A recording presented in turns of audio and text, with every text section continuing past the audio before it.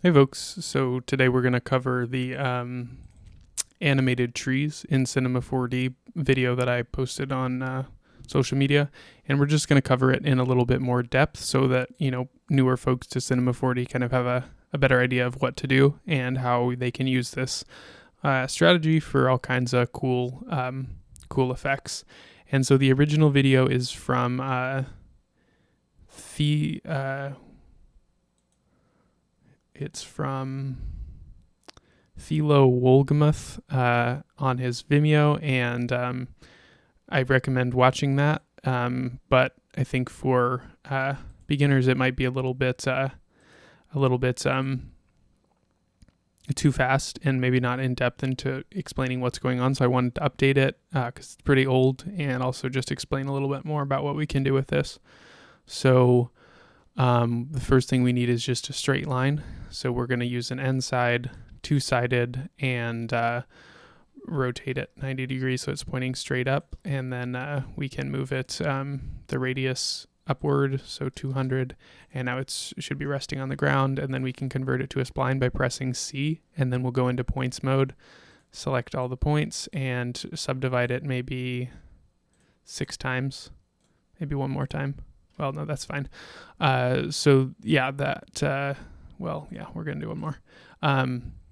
So we have points to work with, and then we're going to go click on your spline, simulate, hair, edit, convert from spline. So now we have a hair object, and that's what we're going to be using for this whole effect. So if you press play now, you can see your hair falling to the ground, but it's pinned at the first point of the spline. So which is good. That's what we want. So we can hide this and just see our hair. Okay, cool. So under hair, generate, let's do type square, and maybe reduce the segments so it's a little bit stiffer. And then under dynamics or forces, let's turn off gravity, and we will add a turbulence, just a little bit of turbulence. Let's see what it looks like. So yeah, we can see our hair waving in the wind and all that, which is good. That's what we want. That's the basic motion. So now let's grab a cone and make it thinner. Make it like 400.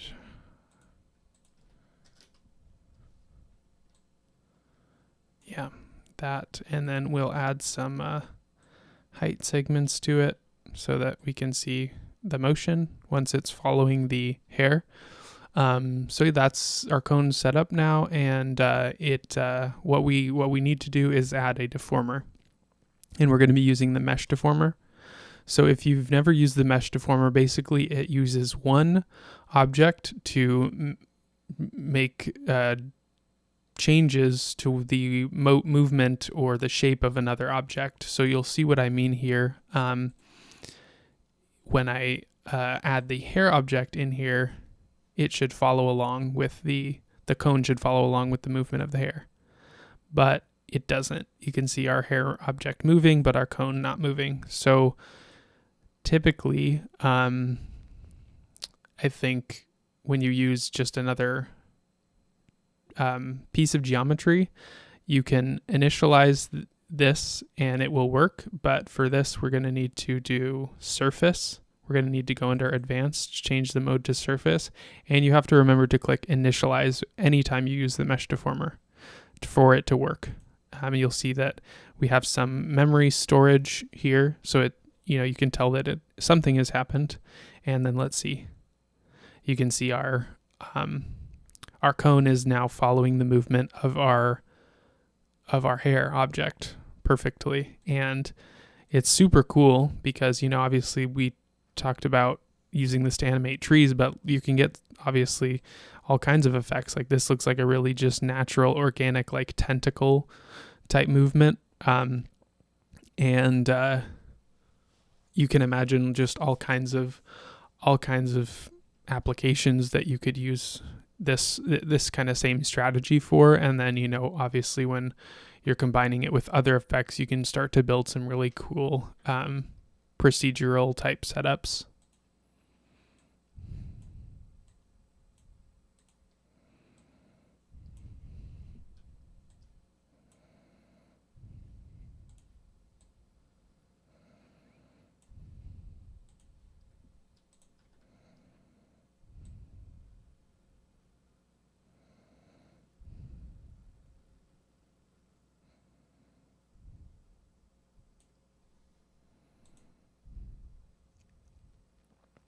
So you can see if we have a cloner set to the top point of this, it'll follow along. So we can, we could add something onto the tip of this too.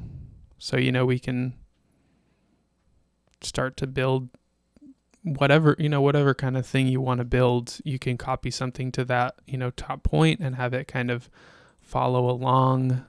Let's see what that looks like with a cube instead.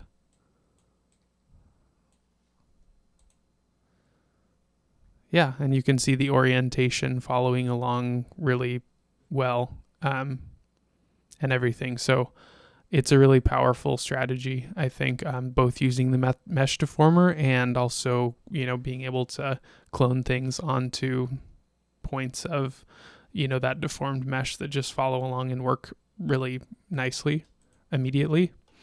But, like we were talking about in the intro, we want to do this on a tree. So in Cinema4D, it comes with a good amount of tree models that you can use. Some of them are older and made for Cinema4D's built-in render engines, so not Redshift, but they work fine, and you can convert the materials to Redshift with a little bit of work. And then also there is a whole new library of tree assets. So let me find those.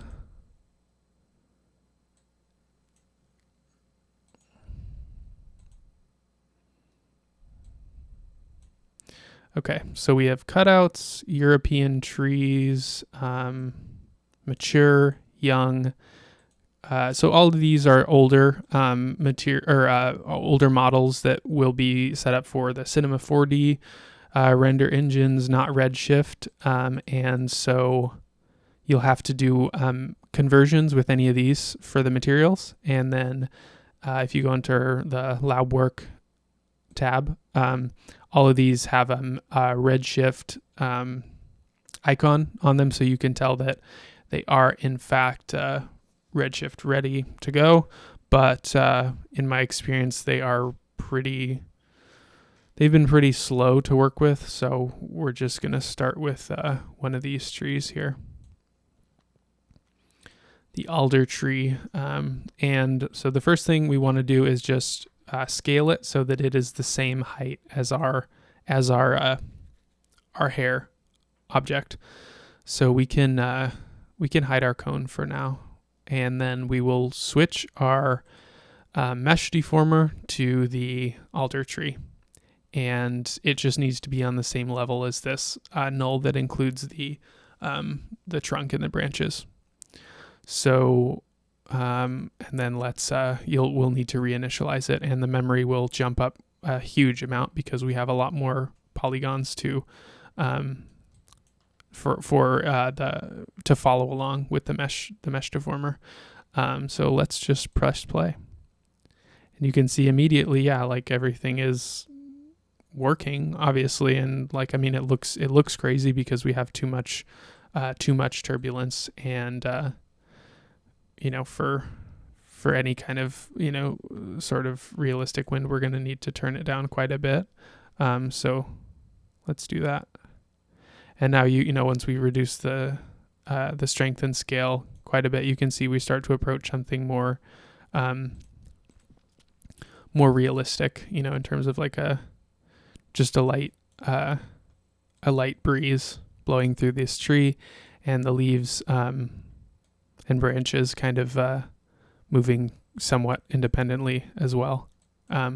Again, it's not like hyper realistic, but I think this is good enough for most applications. Or if you're, and then what we can do is take our alder tree, throw that in a cloner, and let's use a random effector on that, and let's spread these out quite a bit, and let's use maybe multi-instance. Let's see if that works, and then make some adjustments to our positioning. Not Y, we don't need any Y position change, and then rotation.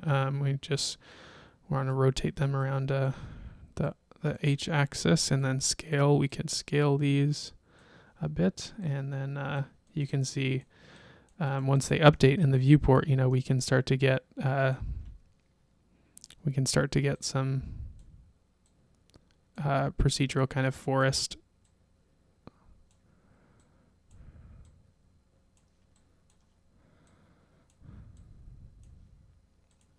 that we're generating pretty quickly and is responding very well, in the viewport, and we could add other variations as well if we wanted to, but so, and then when we play it, we get all the motion of the wind blowing through these trees. So, you can start to set up forests really quickly. And then if we throw in a dome light and a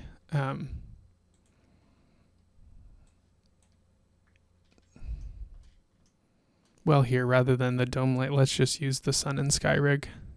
That makes more sense, I think, for this kind of scene. And then the sun, we can rotate however we want to. Let's try that for now. And then we'll just see what we get with the default setup of these materials on the tree that is originally for Cinema4D. So from a distance, even if you did no material conversions, like, I think these look fine for background elements. And then if you wanted to, improve the look of these, you could change them to redshift materials, and then tweak them, to whatever extent you want to, by selecting them and going to material tools, and then convert and replace materials, and it'll try its best to convert all the materials to redshift materials, and then you can use the textures that are already in here for shading in redshift. You can and you can try to add like displacement or things like that, like using these bark textures, and just improve the look if you're needing more of a up close or hero looking asset. But for these, I would you're probably going to be using them as background environmental elements, and especially if you're building like a big forest like this, and so yeah, even just using them right out of the box can be fine. And with the multi-instance, you can get quite a few trees going in here, and not having so much of a hit to your viewport performance.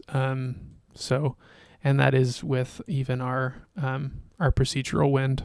So big forest with wind, and we're able to do it relatively quickly. I think it's a pretty powerful strategy. And then let's turn off the cloner, go back to our central tree, and then just before we end this tutorial, we can try it with one of the new assets. Again, like, I haven't had the best experience using them just because they are kind of slow. But we'll see,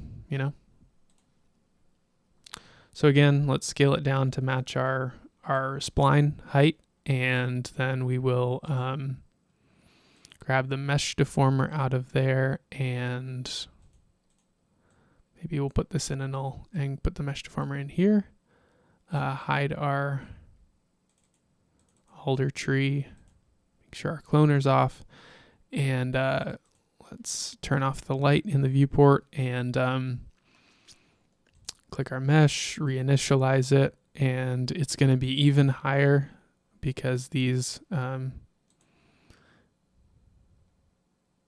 assets are even higher, higher poly counts and things like that. I wonder if we drop it in here, if we can get it to load. Okay. So yeah, it is, it's working if we drop it inside the asset hierarchy here, and it's going, slower than the last one for sure. But it's set up for Redshift, and then we can see what this will look like in the cloner as well, and the performance we can get with that. But we'll see. It might crash or something, because we'll see.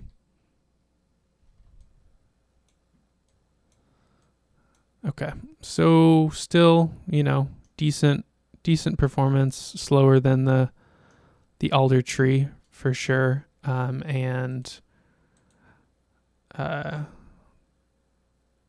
but still pretty quick. And then let's try to see if we can get that to render as well. I've had problems rendering these assets as well, but we'll give it a try. Okay, so just nothing is rendering.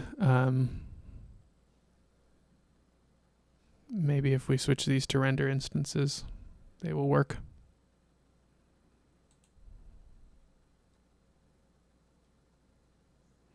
Doesn't look like it. So yeah, there might be an issue with the actual just applying this, deformer, and having this load. This is one thing I don't really like about these assets. Like, they are set up in a way that is not immediately comprehensible to everyone that's using them. Like, it's not immediately apparent how you're supposed to navigate the menus and everything. So that's just one kind of challenge I've had. Let's see if this renders. So this isn't even rendering with the mesh deformer there. So let's try something else.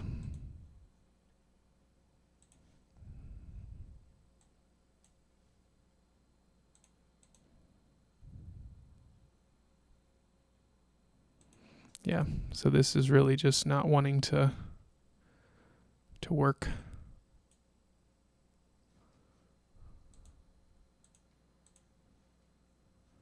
Well, here, maybe I'm making a mistake as well. It's possible that I need to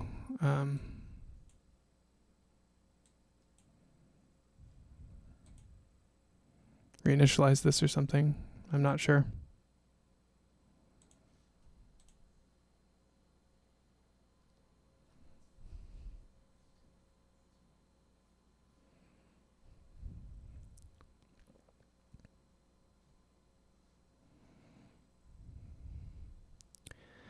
And it seems like it is trying to render the full tree asset at this point. But this has kind of been my experience with these assets, is just really long loading time, and sometimes just not rendering or crashing Cinema4D. just, yeah. So it loaded and everything, so it's rendering now, and I mean, it looks nice and everything, but it's not following along with our animation. So we need to, try to figure out how to get both of those things to work. Because, like here in the viewport, when we have it here, it is, and then when we have it in the render view, it just disappears. So we need to try to figure out some way to get both of these things to work together.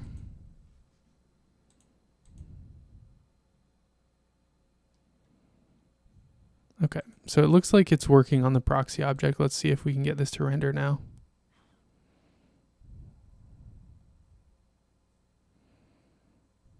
Okay, so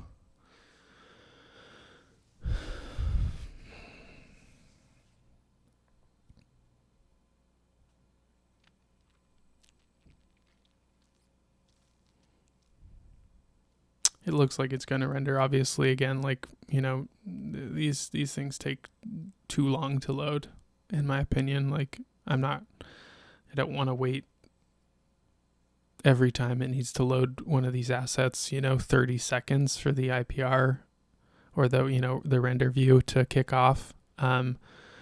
It's just not, it makes it like almost unusable, I think. Maybe I'm doing something wrong. If someone can tell me, like, hey, dude, do this and it'll work, please let me know, because I want to use them. But as they are, I don't see myself, like, using these very often because of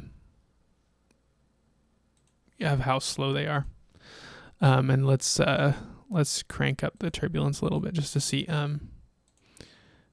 see if we can really see some difference in the movement. Make sure that it's working on the rendered full version as well.